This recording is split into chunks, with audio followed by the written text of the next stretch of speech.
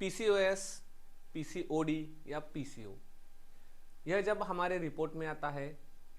हमें पता चलता है कि जब पीसीओ है या पीसीओडी है, कोई भी आपके फैमिली फिजिशियन है जिन्होंने आपको पीसीओडी है करके बताया है, तो सबसे पहली बात हम करते हैं या करनी चाहिए कि हमें स्त्री रोग विशेषज्ञ के पास जाना चाहिए, यानी ऑब्स्टेट्रिशियन या गायनेकोलॉजिस्ट के पास हम जाते हैं, उन्हें कंसल्ट करते हैं, उनकी सलाह लेते हैं। लेकिन ये जो पीसीओडी है या पीसीओएस है, ये जो है यह एक सिर्फ टिप ऑफ आइसबर्ग है, यानी जो बहुत बड़ा हिमखंड होता है उसका एक टिप, यानी उसके नोक का जो नोक हम कहते हैं उतना ही ये पीसीओडी है। इसका जो डेप्थ है, यानी हिमसागर का जो डेप्थ है वो बहुत बड़ा होता है,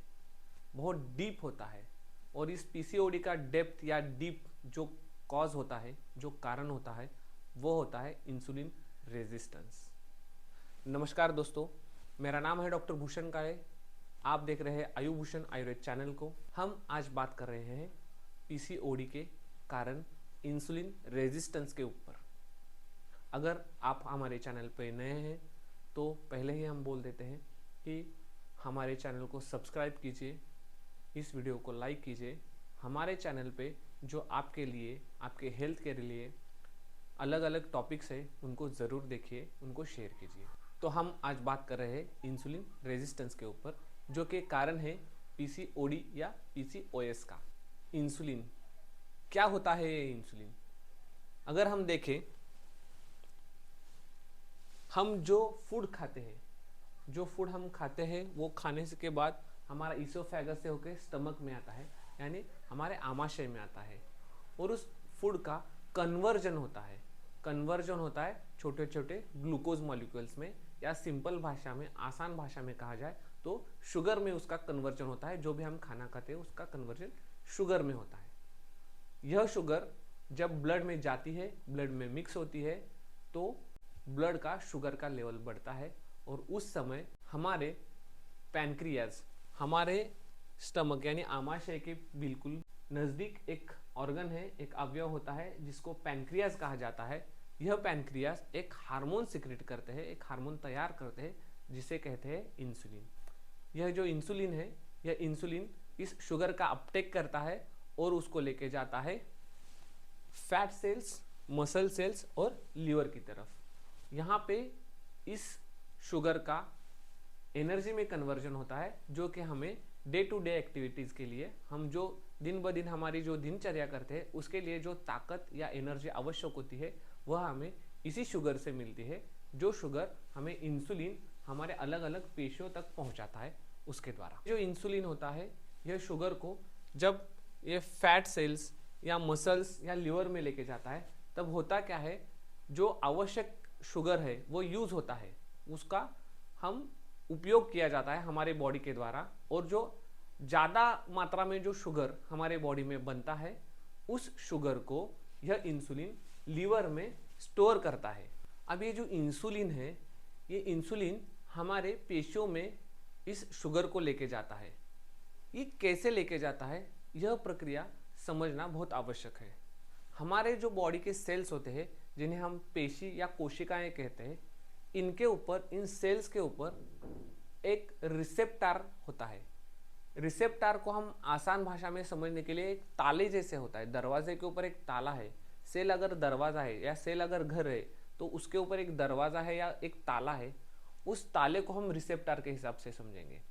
और इंसुलिन जो है वो इंसुलिन इस ताले की चाबी होती है। मतलब जब ये इंसुलिन होता है, इस ताले में फिट होता है, तो ये ताला खुलता है, दरवाज़ा ओपन होता है, और जो शुगर हमारे ब्लड में है वो ब्लड में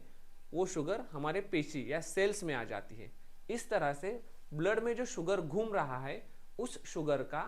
किसी भी हमारे बॉडी के किसी भी सेल में जो एंट्री होती है वो इंसुलिन नामक चाबी के वजह से होती है। मतलब जो पेशियां हैं, जो सेल्स है, उसके ऊपर जो रिसेप्टर नामक ताला लगा है, उस ताले को खोलने के लिए इंसुलिन नामक जो की है या चाबी है वो लगती है, तभी जाके ये इंसुलिन इस रिसेप्टर को खोलता है, और जो हमारे बॉडी में जो शुगर बन गया है फूड की वजह से, जो खाना हमने खाया है, उस खाने से जो हमारे बॉडी में ग्लूकोज बना है और ब्लड में जो ग्लूकोज आया है उस ग्लूकोज की एंट्री उस सेल्स में या उस पेशी में हो जाती है।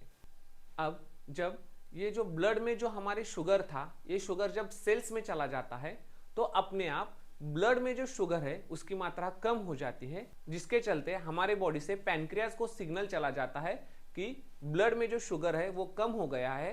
तो पैनक्रियाज भी इंसुलिन का जो प्रोडक्शन है वो बंद कर देते हैं।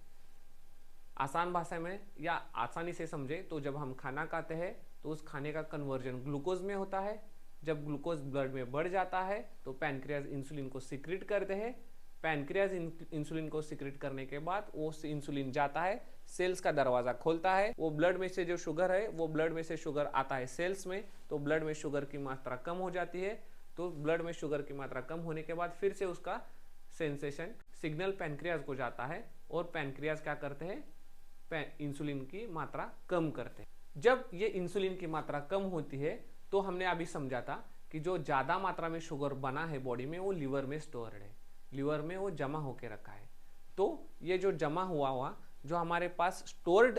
ग्लूकोज है, जो लीवर में बचा हुआ ग्लूकोज है, उसको हमारी बॉडी यूज करती है जब हम खाना नहीं खाते, जब बहुत देर तक हमने कुछ खाया नहीं है और जब हमें हमारे शरीर का जो कार्य है वो कार्य करने के लिए जो ग्लूकोज लगता है, वो जो ज़्यादा मात्रा में ग्लूकोज जो हमने लीवर में स्टोर किया हुआ है उसी लीवर में स्टोर किए हुए ग्लूकोज को बॉडी यूज करती है। तो आसान भाषा में समझा जाए तो जो ये इंसुलिन है, ये इंसुलिन हमारे बॉडी में, हमारे ब्लड में जो शुगर है उस शुगर को मेंटेन करता है, या हम उसको ऐसे भी कह सकते हैं कि ये जो इंसुलिन है ये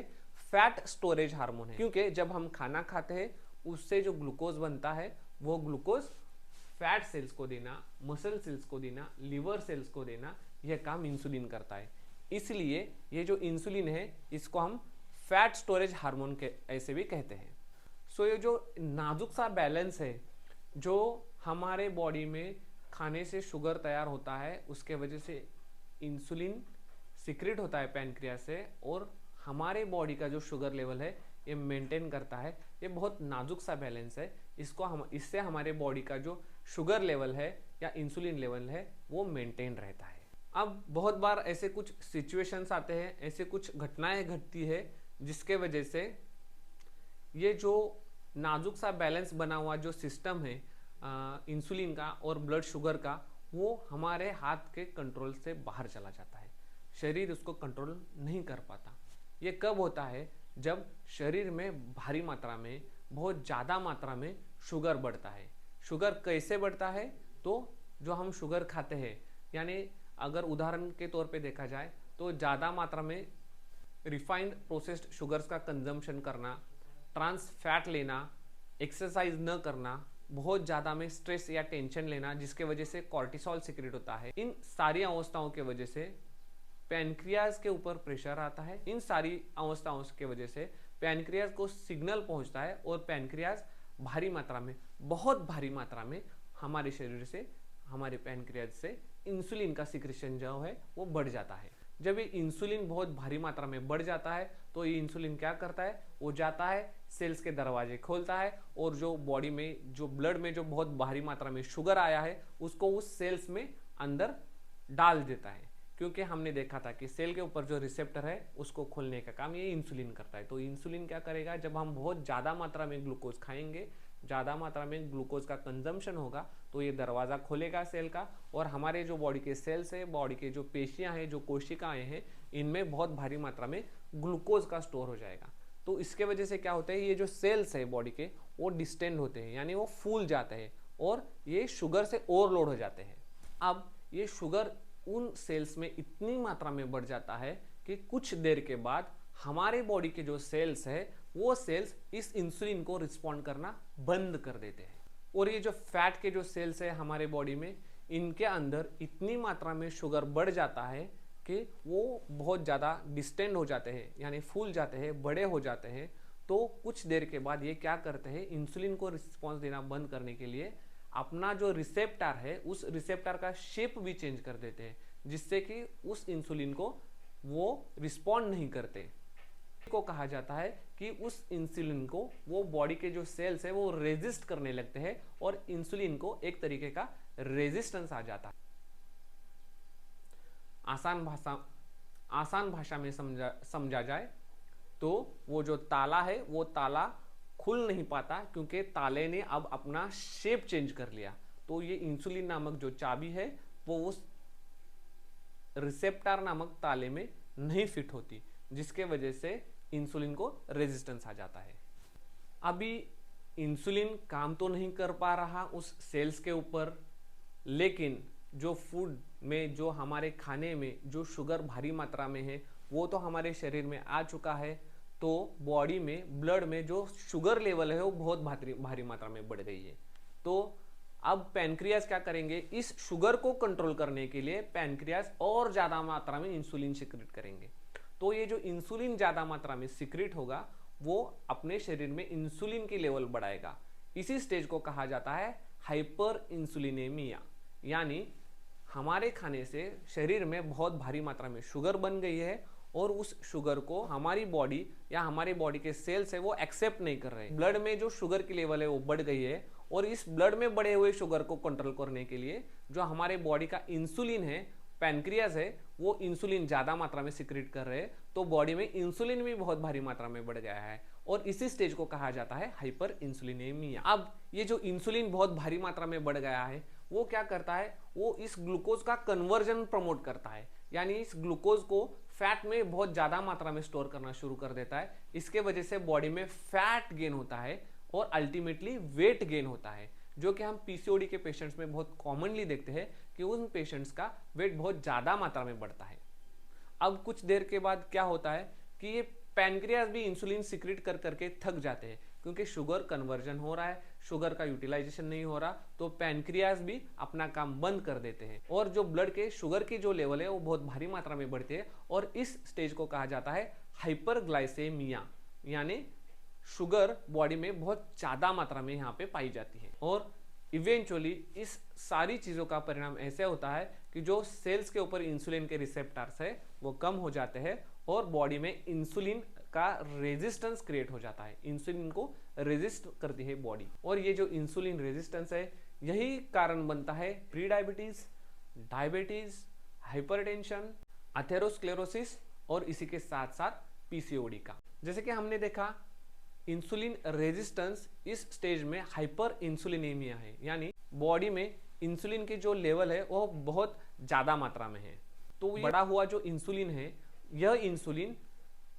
फीमेल रिप्रोडक्टिव सिस्टम में स्पेसिफिकली ओवरीज को बल्की करता है, यानी ओवरीज जो है वो फूल जाते हैं, या ऐसे समझ सकते हैं कि उन ओवरीज को सूजन आ जाती है, जिसके वजह से उस ओवरीज से एंड्रोजन, जो हमने पिछले वीडियो में देखा था मर्दाना हार्मोन है, इनका सिक्रेशन बहुत भारी मात्रा में बढ़ता है, जिसके वजह से एक्ने, पिंपल्स वगैरह वगैरह जो लक्षण है वो दिखाई देने पड़ते हैं।